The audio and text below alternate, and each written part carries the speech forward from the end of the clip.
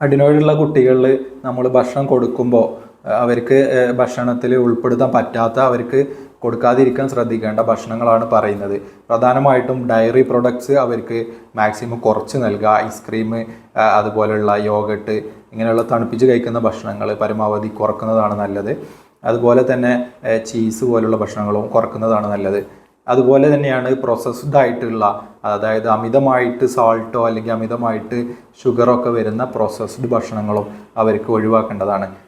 അതുപോലെ തന്നെയാണ് അമിതമായിട്ടായിട്ട് സ്പൈസി ആയിട്ടുള്ളതോ അല്ലെങ്കിൽ അമിതമായിട്ട് എരിവുള്ളതോ അല്ലെങ്കിൽ അമിതമായിട്ട് പുളിയുള്ളതോ ആയിട്ടുള്ള ഭക്ഷണങ്ങൾ അവരുടെ തൊണ്ടയുടെ പിറകുവശത്തുള്ള അഡിനോയിഡ് ഗ്രന്ഥിക്ക് ഒരു ഇറിറ്റേഷനായിട്ട് മാറാനും അത് ഒരു അസ്വസ്ഥതയായിട്ട് ബുദ്ധിമുട്ടുണ്ടാക്കാനും ചാൻസ് ഉള്ളത് കൊണ്ട് അമിതമായിട്ടുള്ള എരിവോ പുളിയോ ഉള്ള ഭക്ഷണങ്ങൾ ഒഴിവാക്കുന്നതാണ് ഏറ്റവും ഉചിതം.